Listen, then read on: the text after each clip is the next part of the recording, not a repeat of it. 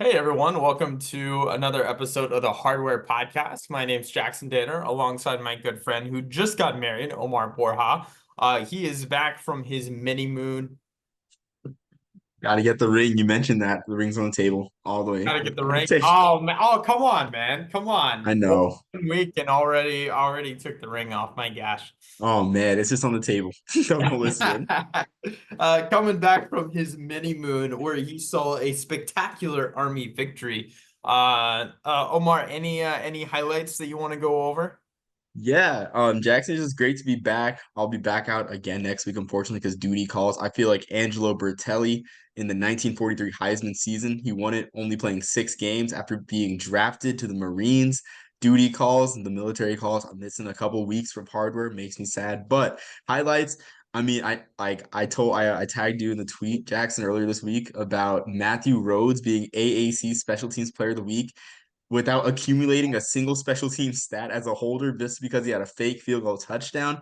And that one touchdown run was longer than his only career punt at Army. So these are two statistical anomalies that I don't think have ever occurred in the 155-year history or 155-year history of college football. I don't think that has ever occurred. Matthew Rhodes for Heisman. Let's go. That I knew about the not accumulating a single special team statistic. I was not aware that it was longer than his lone punt in his collegiate career. Yeah, not That's trying to roast fascinating. him. Not trying to roast him at all. It was a Yeah. 7 yard punt against Colgate. Like it didn't lose Army the game. It was just a 7 yard punt that happened in a blowout that Yeah. that seemed inconsequential at the time, but little did we know 2 years later that it's just like, wow, that happened. Yeah, it really is. It really is. Well, excited for you to be back. Omar, did you catch our early Saturday morning episode of Hardware last week? Oh man, I actually looked on Friday night to see if you recorded anything, but I haven't checked the channel since. I was like, oh man, I guess they didn't get it in on time. But So we couldn't, with the time zone difference, we couldn't really get it done until Friday. And then my computer was not cooperating. So I ended up having to load it very early Saturday morning. So probably not many of our listeners got to catch that. I do apologize. They put out an episode so late. Feel like it was a great product still with Brock, friend of the show, came on and was kind enough to fill in while you were out, but did get put out there late. We were recording this on Tuesday night. So we will be debating certain things tonight in the college football world. But we'll kind of start off with a brief recap of last week 2 in the season. Omar, what were some of your main takeaways and what you had just gotten married, you were at a game, so maybe not quite your head, maybe not sitting on the couch watching from 9 a.m. to 2 a.m. like I did last week. But what did you catch from what you saw? man, so I caught a little bit here and there. I caught a few of the night games actually, actually like late at night at the after dark hour was great. I was able to finally settle down and I watched Texas Tech, Washington State. How about John Mateer? Like Washington State has not had I'm sorry, Jackson, that just happened to be the one game I caught because Yeah, because how was that the one game you caught, man? The one that, my okay, gosh. the one that I caught in full because um believe it or not, the hotel was with DirecTV and DirecTV is in the middle of their contract dispute with Disney's family of networks. So it was this FS1, Fox, NBC or nothing on the big screen and the little screen of course had my little quad box in my hand. But how about John Mateer? 100, I think it was 197 rush yards at quarterback. I like the last time Washington State had a quarterback run for 100 yards was I think in 87 they said, which like Washington State has not had a hint of a dual threat quarterback for honestly this millennium. Like, I'm so excited for Mateer. It's just a shame that he's playing in the Pac-2. Hopefully, Washington State can run the table in some sort of way. They play Washington this week.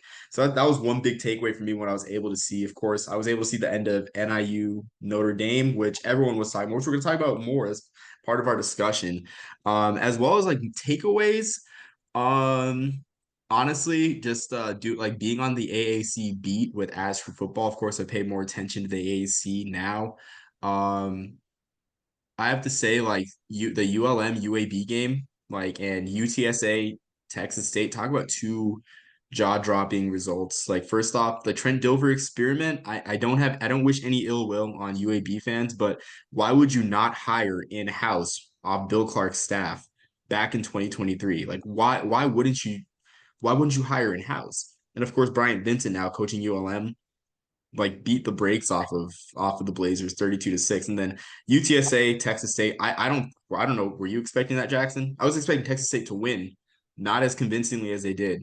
Like there may be some serious issues with UTSA this year. Yeah, UTSA has a concerning road ahead of them.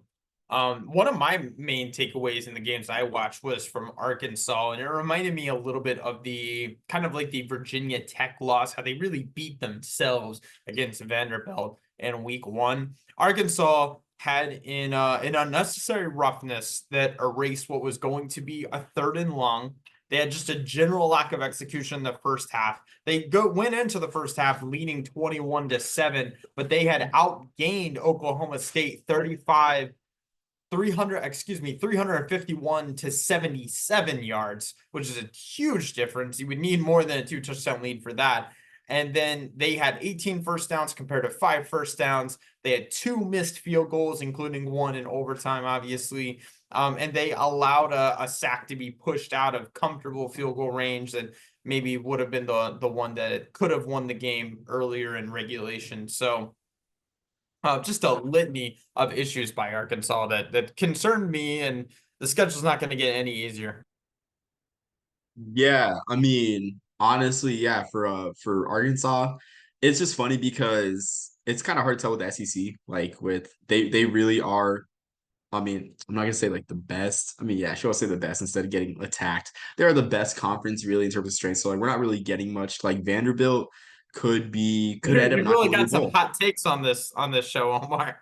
Yeah, they I mean, I'm just saying like Grant like Vanderbilt could end up not going to bowl. Like, yes, it's great that they beat Alcorn State 55-0. It's great that they beat Virginia Tech, but the ACC, no one really knows who the top dog is in the ACC, right? And so Virginia Tech might be a middling team. So, all right, those are hard to tell with Arkansas State. The Oklahoma State game, that one does hurt because they Oklahoma State was expected to be a top dog. They returned Alan Bowman, who's I think up for his PhD now out at Oklahoma State, and of course Ollie Gordon, Heisman candidate.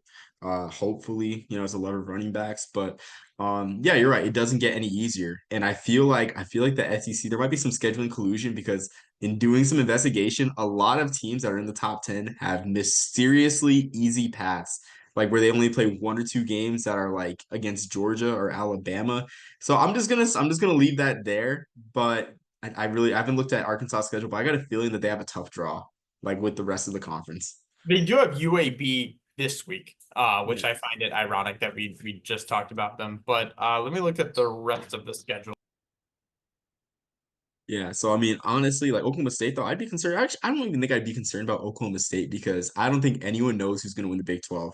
You can ask 10 people, they'll tell you Oklahoma State. Another 10 people will tell you Kansas State. Another 10 people say Arizona. Another 10 people will say Utah, which I think Utah will win the Big 12. That's my pick. But So no, I would agree with you. They're just such a physical football team, and just how they beat the brakes off of Baylor, which no one was expecting Baylor to win the Big 12 this year. But my gosh, that was bad. I texted Izzy, who is I think she was getting her nails done during the game. I said Utah just scored another touchdown. They high-fived on the way to the end zone. That's how you know it's really bad. That's a tall tale sign that your defense needs to improve. But for Arkansas' schedule, UAB at home this week, but then they go on the road to Auburn. We saw how that went with Cal, but they can possibly bounce back. They go on the road to Texas A&M. They have Tennessee, LSU at home, then at Mississippi State and Starkville. Ole Miss comes to town, and then Texas at Arkansas, Louisiana Tech, and then Missouri on the road. So not going to. I think you can pencil in L's on the road at Missouri versus Texas versus Ole Miss, versus Tennessee probably. Yeah, that's a rough schedule. It could be the hot seat for Sam Pittman after this year. So yeah. there's a fascinating bit in Sam Pittman's contract where his buyout number is significantly higher if he's above 500 as a coach as opposed to if he's below 500. I don't remember what that's in est what it is. That's more expensive to fire when he is doing well. And I believe this season would put him below 500 if he he did not at least break even. Let me see what his coaching record is. He went into this year 24-26, I believe. So it would not bode well for him to go anything less than 8-4. Exactly. So, I mean, these buyouts, even if he isn't performing below standard and he's above 500, they're gonna buy him out. Like some rich, like there's enough unhappy rich donors out there, as SMU fans should show. SMU fans pulling out the war chest to get them to the ACC. Uh, You fans said no revenue for a decade almost. That's fine. We'll be okay. Hey, they just love the grind. They love the hustle, right? It's like start me off at zero salary. Start me off at zero salary at this job. But yeah, so yeah, I mean, we'll see. Of course, it's only week 2 with like the teams to watch. But I mean, I think some teams are already like showing like, their true selves early on. So We didn't really talk about Colorado at all, but with all the hype and chatter that there was last season and how it all went off to a great start and then it ended and then it has just continued as being a really rough road for Colorado. Do you think the Deion Sanders experiment is going to get any better? Do you think it was maybe just imperfect timing when they hired him? Like, what do you think the problem is? I just think Colorado was a ground up rebuild. Um, yeah, I just think that's what it is. Like, you can do the transfer portal, right? There just doesn't seem to be like chemistry in the transfer portal. Like Texas State, that's a team that did the transfer portal right because they have the pieces, but there was also chemistry. I sensed some like a lack of chemistry. I mean, I'm sure everyone sensed a lack of chemistry with that team. Um, and so the transfer portal pieces just don't mesh as well, really. That's really all. I just think that like Colorado is a deep rebuild as it is, the competition they face, and it's like Colorado isn't a blue blood. They had about You're I'd not. say like a 10-15 year run from like the mid 80s to late 90s where they were okay, I'll even say early 2000s, where they were, where they won a national title, they would win Big 8 titles, they won Big 12 titles, went to the Big 12 title game, but far from being a blue blood, right? So it's like, folks don't say like, what, Colorado is in the national, like, Colorado is like on the level of Michigan or whatnot. Like kids want to play for Michigan, kids want to play for USC, kids want to play for Ohio State. Like you don't get that with Colorado really. So like even with like the transfer portal, um, You I can't guess microwave an offensive line, as the old adage goes. yeah, From and I thought they had guys in the offense, like dogs in the offensive line. I thought that they had great experience with the offensive line, so maybe the chemistry of the offensive line isn't great. Hopefully, it gets better, but we'll see. We'll see. We'll move on into our players of the week from week two's action. Would you like to start off with your offensive player? Yeah, so we're talking Drake, no rap beef, right? We're talking about the Drake Bulldogs, which like people talk about the upset of the week being NIU Notre Dame. Excuse me. I think the upset of the week was Drake Eastern Washington because for those of you that follow the FCS, follow the writing, the work that I guess that we do at Redshirt Sports, um, like the Pioneer Football League, it's a non-scholarship football league for schools that focus more on Olympic sports. I want to stay D1 for Olympic sports, particularly men's and women's basketball. So there's really not much emphasis put on football. I mean, a lot of times like the PFL is a round one cannon fodder. Like this past year, Drake, the PFL champion, got beat 66-3. I think in 2022 and 2021, 2020, Davidson got blown out 3 straight years in the FCS playoffs. Because those teams like are more they're literal basketball schools. But Drake went out and beat an FCS blue blood in Eastern Washington at Roos Field on the red field in overtime, and their quarterback Luke Bailey had an amazing game, 380 yards, and he had 4 touchdowns to go with it. Sorry, it was four. I left my notes at work, so I just scrambled them really quick. But I know he had 380 yards, and he had a pair of touchdowns. Yeah, a pair of touchdowns in Drake's triumph over Eastern Washington, and so this week, I mean, a little spoiler, one of my games 2 week is Drake, South Dakota, where if Drake beats South Dakota, which I know they're heavy underdogs, right? If they beat South Dakota, there may be time to start firing up the undefeated Drake bandwagon, but I don't think people realize how big of a win Drake, a non-scholarship program, beating an FCS blue blood like Eastern Washington was, and Luke Bailey was lights out on the red field. I mean, it was amazing. Yeah, anytime you have a non-scholarship program win, much of anything against a scholarship program, it really is a miracle, frankly, right? When you have to have this isn't, oh, I don't know what the more common non-scholarship programs are, but it's not you have essentially 100-man roster to fill, right? Or it's I'm sure it's below that at that level, but this is this many guys are coming to play for the love of the game and probably didn't get offers to go play football for free somewhere else, right? So it really is impressive whenever you can be a team like in Eastern Washington that is well known. We mentioned all the time the last, Walter Payton player or winner to, that didn't play quarterback was from Eastern Washington, right? In Cooper Cup. So no, blue blood, like you said, the FCS level. So for my offensive player of the week from last week, I'm going to go with Desmond Reed. He's a running back from Pitt. It was his second straight week with over 140 yards on the ground. He also had another 6 receptions for 106 yards in the air, which is fantastic. Week 1, he had a kick return touchdown against Kent State. You can really see that vision translate in the run game too. It was really, like I said, his vision and his second level speed that struck me when watching him.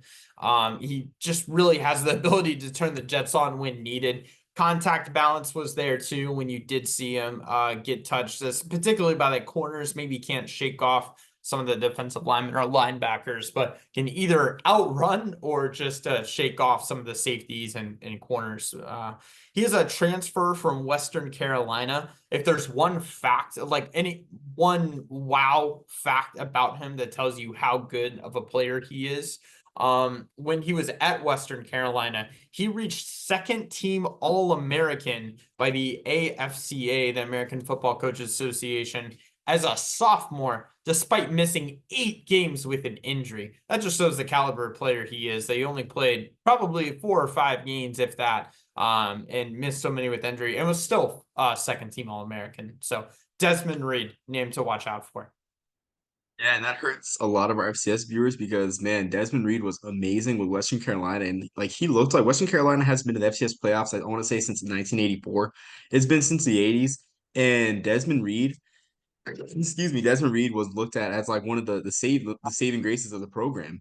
And it's great though. It is great to see a player elevate his career on a higher profile and improve their draft stock. So the small school, it sucks for FCS, even group of 5 schools really, but I mean you got to look for I mean, I guess it's good for the players too. There's a silver lining. It's really good for the players to increase their profile with a larger program like Desmond Reed is, because Reed can ball. Like Reed is definitely an FCS transfer portal gem for Pitt. And Pitt, no one knows anything about the ACC. Maybe they're an ACC contender. The defense is a bit shaky after how they let Kent State hang around week 1, but maybe they might just be a contender.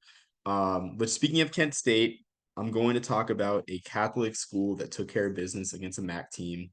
Talking about St. Francis, who beat Kent State for the Northeast Conference's second win ever against the FCS school. Both wins have come against the MAC, right? Duquesne beat Ohio in 2021, but I'm talking about Mercury Swayam, who was all over the field against Kent State. He had 7 tackles, but he had a forced fumble as well. The tackle totals might seem a little bit low, but he had a forced fumble, he had a pass breakup, he had 1.5 tackles for loss. And this is coming from a guy who is 6 feet, 206 pounds, and he is a linebacker. So undersized for sure, as a lot of players in the Northeast Conference are, because just above the Pioneer Football League is the Northeast Conference in terms of conference strength. And incidentally enough, those are the 2 conferences that were the last to get automatic bids to FCS playoffs. Because, I mean, the Northeast Conference is really most of their membership, with the exception of like Central Connecticut State, Sacred Heart, like the schools that have been there for a while, most of the conference have been call-ups from the Division II Northeast 10. So there is a perception that the NEC is a glorified Division II conference. They only offer, I think, 45 scholarships. So Swain might be a non-scholarship athlete putting up these numbers against a MAC team. So St. Francis beat Kent State 23-17. And that's another team, like the Northeast Conference is looking pretty interesting because across the state, well, not across the state, but in the nation's capital, another Pennsylvania team from the NEC nearly beat the defending HBCU runners-up Howard. Howard escaped 32-31 against Mercyhurst from the NEC. So the PFL and the NEC might be conferences to watch. Mercury swam, great effort on defense for St. Francis, giving the conference their second FBS win ever. Absolutely no. I was not familiar with his performance against Kent State. That's fantastic. Now, if only there were another Catholic school that could have taken care of business against Mac. But we'll never know. So, for my for my defensive player of the week from last week, a few weeks ago on our week one preview, I talked about an Oklahoma State player, or Oklahoma State possibly finding a gem in the transfer portal from a lower level of football in IL Chateau King. Well, they found another that I wasn't aware of in Obi Ezigbo. This is Obi's first year at OK State. He spent 5 years at Gannon University before this, which is a D2 school in Pennsylvania. He was listed as the backup edge rusher behind Colin Oliver when Colin went down in the second quarter with injury.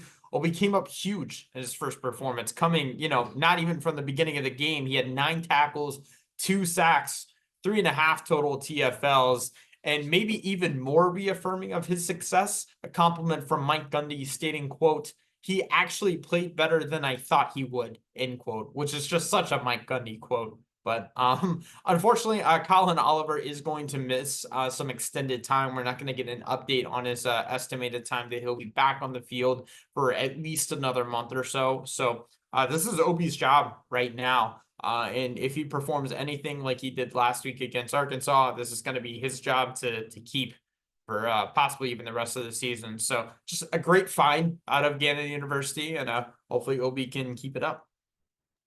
Yeah, I mean, Gannon produces some good talent. I mean, of course, I got more involved in the indoor football sphere. Shout out Off the Wall FB. Great account there. I've interacted multiple times on the indoor football scene. But excuse me.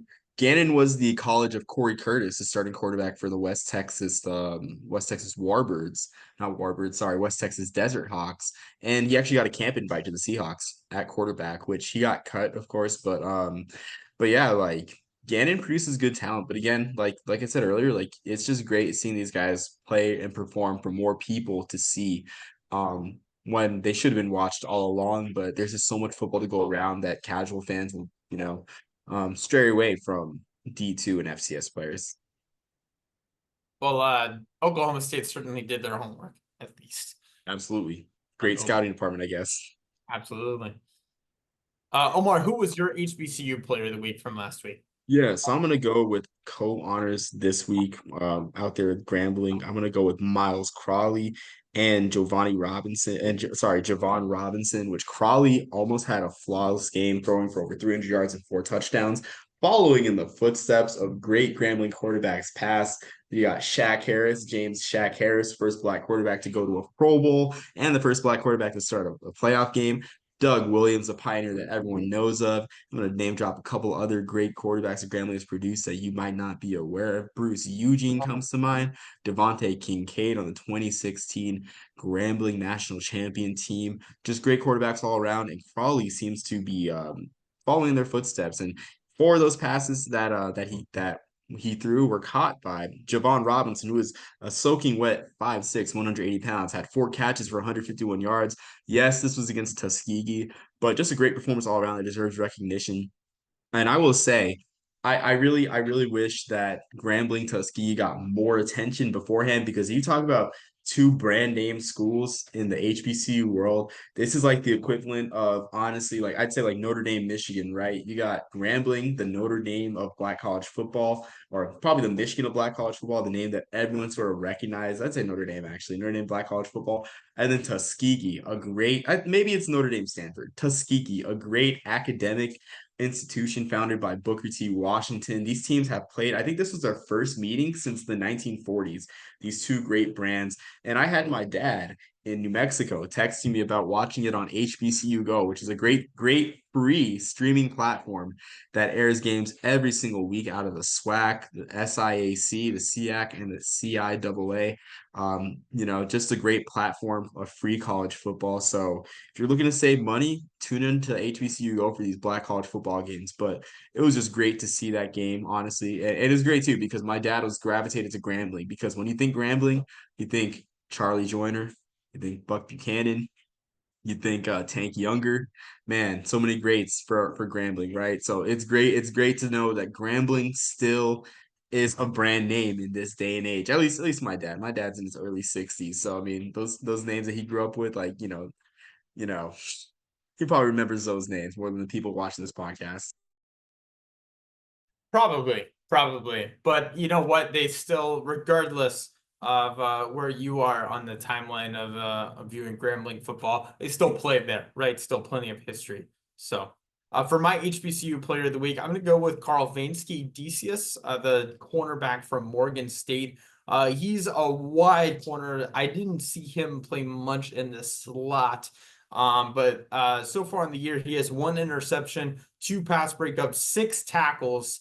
Last year specifically, last year we saw him get a few tackles for losses and sacks as well. So I'd love to see him get involved on kind of some corner blitzes. But Carl Vainsky is right now really filling a void for Morgan State after losing their 2 best defensive backs from last year in Jordan Tolles and Javion Morton. He actually met the Morgan State defensive coordinator Anton Sewell at a camp when Sewell was coaching at Bowie State at the time. They lost touch. Carl Vainsky committed to Morgan State, and then they were reunited when Sewell came over to Morgan State as well. So kind of off the bat from losing their 2 best defensive backs from last year, they're openly looking to DCS to kind of fill that leadership void, and that existing relationship with this defensive coordinator kind of help that out, obviously. So looking forward to seeing more of him. At one point in the 2022 season, he was like the highest graded FCS player by PFF in all of the FCS. So he's clearly got it in him. Just look forward to seeing it more consistently this year. Yeah, that Morgan State defense, it is special. Like last year, that defense almost had them beat Albany, which was an FCS semi-finalist last year. They beat Richmond last year, which it's crazy to think. If Morgan State is able to convert a quarterback sneak on 3 tries, then we're having a different conversation about the FCS season, period. Period, point blank.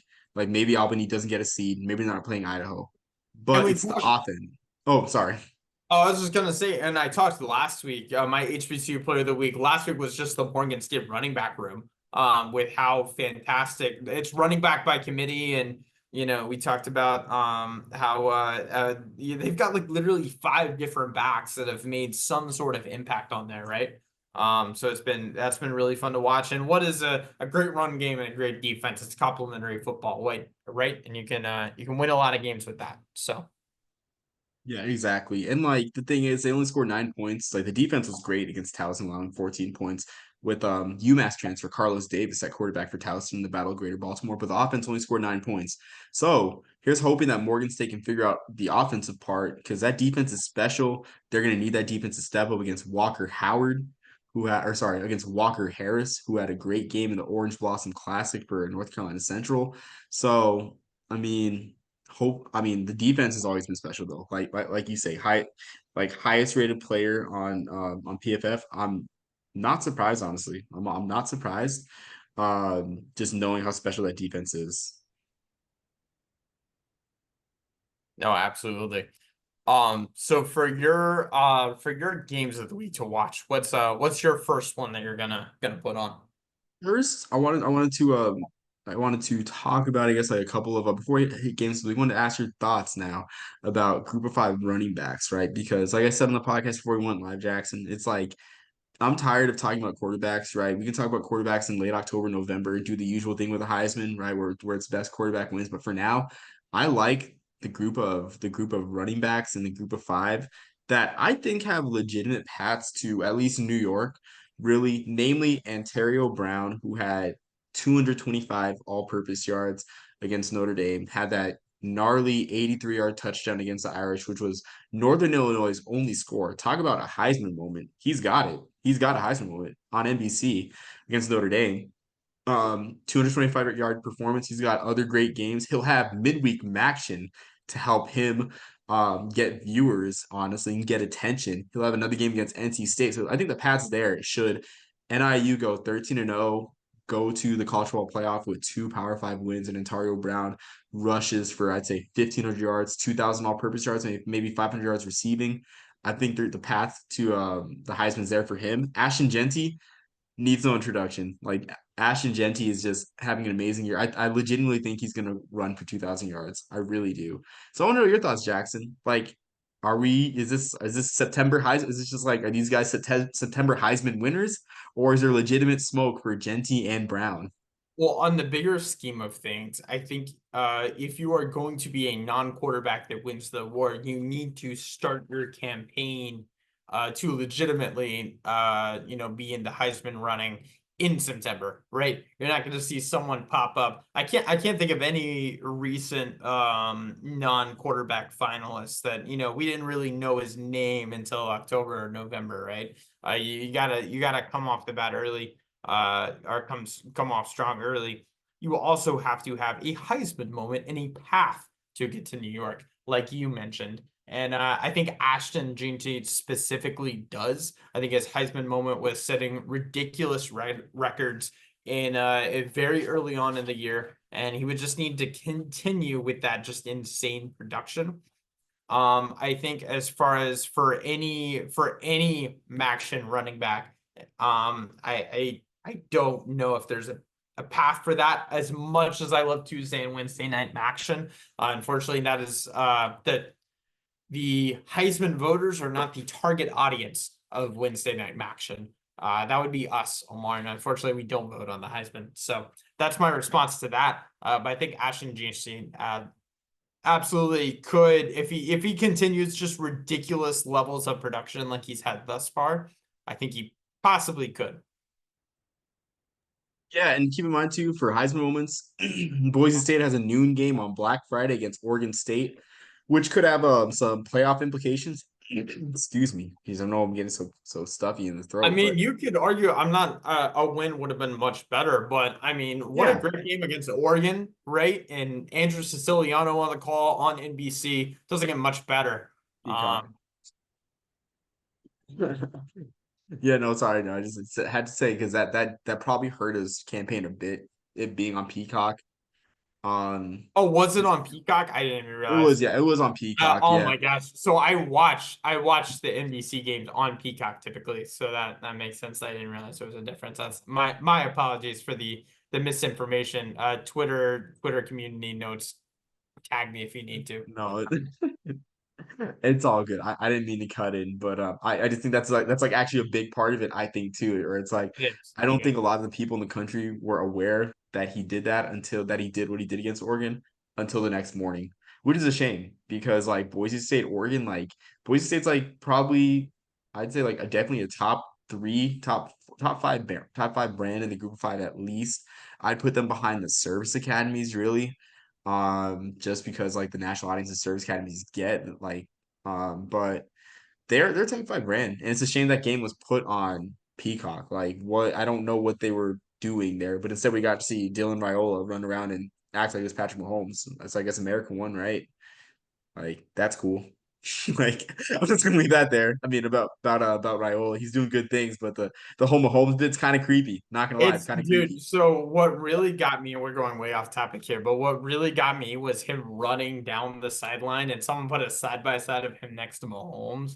It's like him doing the, no, whatever it is with his chest and jumping up in the air and just shouting in the exact same manner, and just having identical mannerisms to Mahomes is like it's a bit too much, man. Like gotta be your own person at some point, right? So, and I get like having an inspiration, and plenty of coaches out there wear visors after Steve Spurrier. Plenty of players out there have the same number as their childhood favorite quarterback. But like this is just a few too many things. He didn't grow up on Mahomes. He wasn't a household name As much as I love them at Texas Tech, it's not a household name really until he won Super Bowl 54, which was not even 5 years ago. So Yes, but you can say that like speaking from experience, like those years, like before high school, like he was 13 probably because he's 18 now. He was 13 when that happened in 2020 14. He was about to start being a high school football player. And like that's when you start knowing how your game is as a player.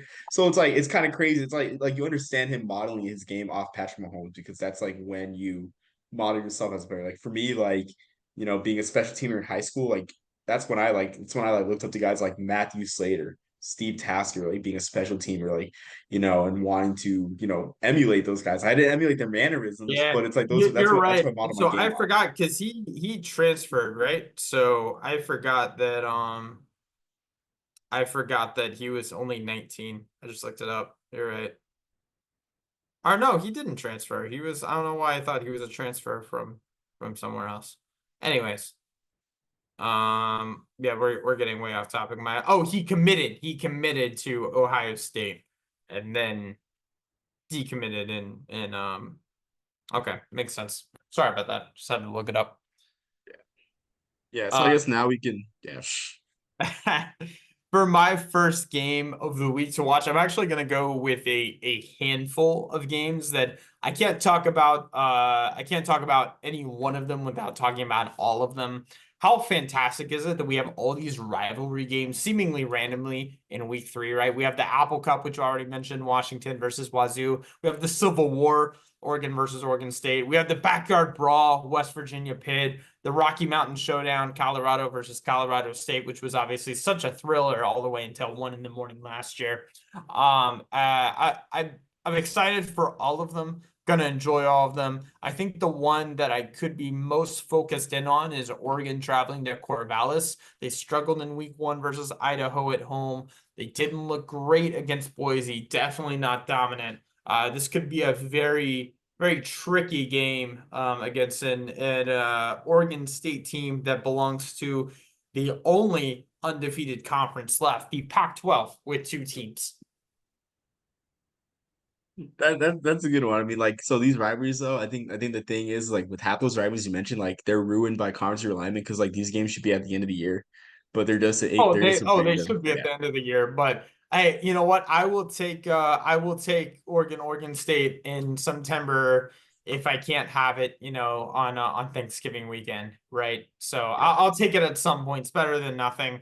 They're not doing what has been done with Bedlam, where we're just deciding to stop play altogether. So at least we're not ruining the rivalry. We're just starting a new chapter in it. Yeah, a new chapter, which who knows how long that chapter will be, right? With these rivalries. But let's enjoy it while it lasts. Like you said, like these games like better early than like not at all, honestly. Even the Apple Cup this year on Peacock, not NBC again. NBC knows what they're doing. They know how to drive subscriber numbers. Like they really do. I commend them. But yeah, just a lot of rivalries too. And even like that's something I noticed with like the AAC. There's a lot of in-state matchups too. It's like stretching out there. You got the Bayou Bucket this week. You got the Shula Bowl, so like plenty of rivalries. Really, it's crazy. This all in like September 14th for whatever reason. So I'm gonna go with something that's like not a rivalry for my first game. I'm gonna go with the game I already spoiled first. Drake at South Dakota. And Drake, for all their success they had last year, making their first FCS playoff appearance ever, they played three Missouri Valley Football Conference schools, which is the SEC of the FCS, and they lost by a combined score of 191 to 17. So if you're into averages, that is an average of 66 to 5. Um, they play South Dakota. South Dakota landed on everyone's national radar by beating North Dakota State, having a great year in the playoffs last year. They ended up getting a seed and hosted North Dakota State on ABC in a game that served as counter programming to Army Navy, which I think it still got pretty good viewership for an FCS game going against Army Navy. Got a few 100,000 viewers on ABC. They played Wisconsin exceptionally tough this year or last week, losing only 27-13. They have a strong run game. They have Charles Pierre Jr. They play tough defense out there at the Dakota Dome. Charles Pierre Jr. had 83 yards on 12 carries, 6.9 yards per carry against the Badgers. very efficient. This one though, this is a true measuring stick for Drake, where it's like, where will Drake just be another Pioneer Football League champion that just bows out easily in the first round, or will they be competitive against South Dakota State and really, you know, really make sorry, not South Dakota State, but really make South Dakota earn a win here and really, look to surprise some teams. Like maybe Drake has a strong year and they draw a weak matchup in round one. Maybe they draw a matchup against the OVC champion instead of the Missouri Valley Football Conference champion. So that's a game to watch for sure here for me. As for the TV details, this is going to be on ESPN Plus, like most Missouri Valley Football Conference games are. Oh, never mind. That game is next week. I got a little bit too excited about Drake. Jeez. That's awkward. So I guess I'll go with my first game of the week. Don't know. I mean, I won't edit that out, honestly, is what it is. First game of the week was Hawaii Sam Houston, which Hawaii I guess I don't think many people know, but Hawaii was conference mates with three Texas schools, if my count is correct. Yeah, TCU, SMU, and Rice for a period of time in the WAC. So this is their return to the WAC, first time since 2013, and only the second time since Rice and SMU left the WAC, and UTEP. Yeah, Rice, SMU, UTEP left the WAC for Conference USA. You have a contrast in styles here. I mean, you have a regular spread with Sam Houston. Of course, you got the run and shoot. Braden Shager introduced himself to the country greatly, or reintroduced himself after he upset Fresno State in 2021.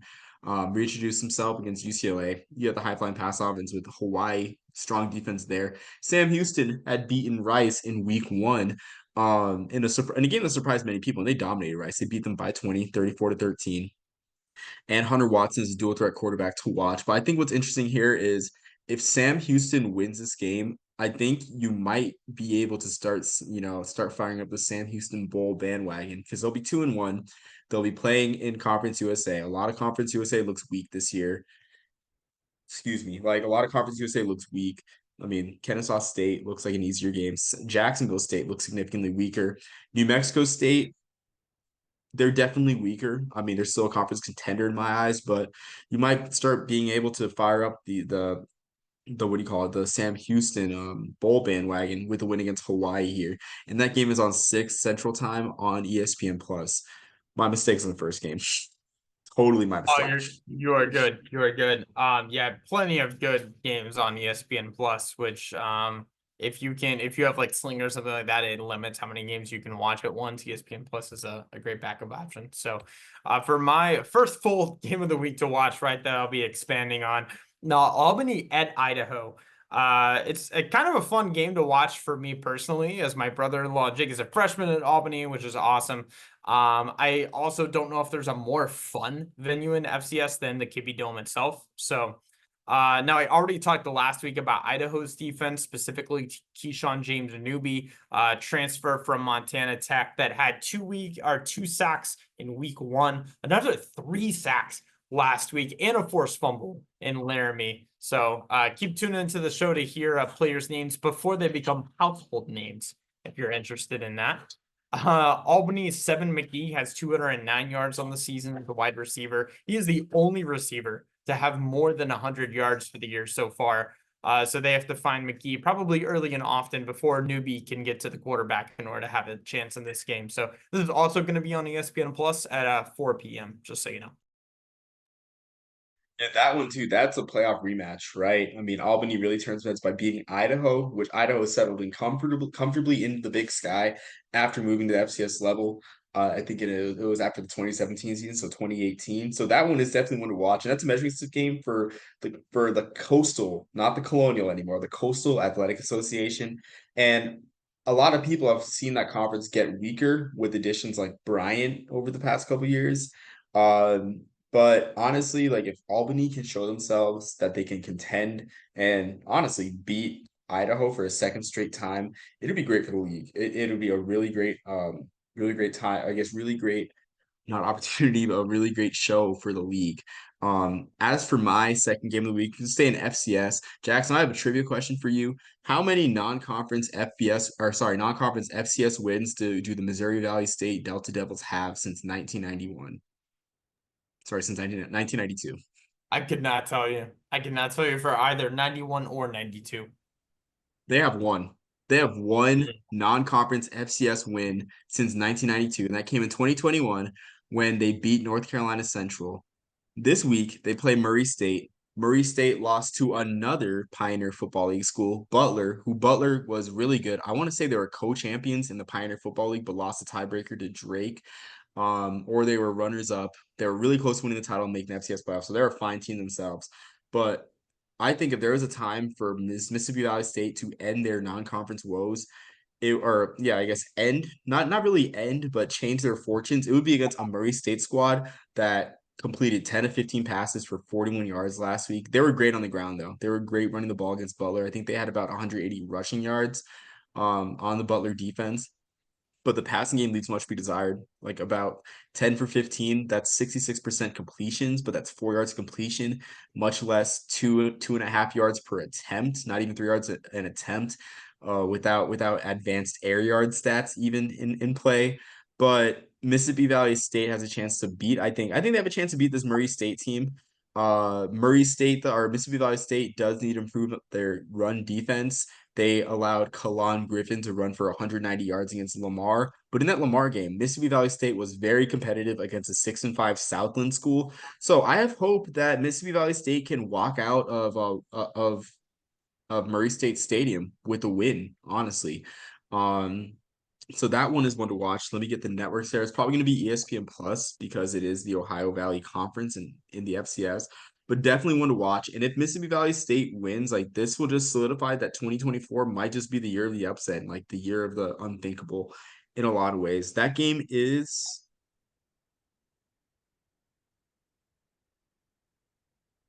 I swear, was I reading the wrong week this whole time?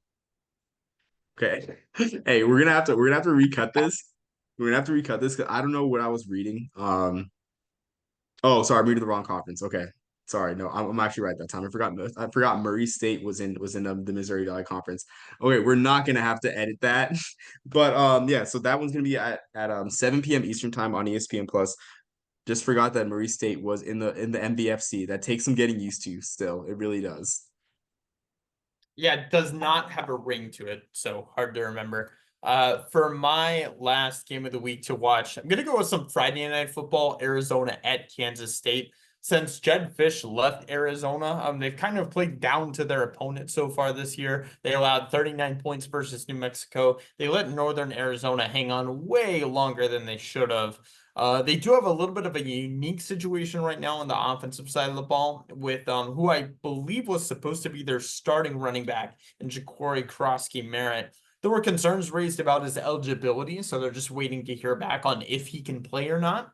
They also have wide receiver Raymelo Murphy, who is TBD for this week after an undisclosed injury. He was Old Dominion's top wide receiver last week before transferring to Arizona this year. But on the Kansas State side of things, they were obviously on upset alert versus Tulane last week. That was one of the best games, in my opinion, from week 2.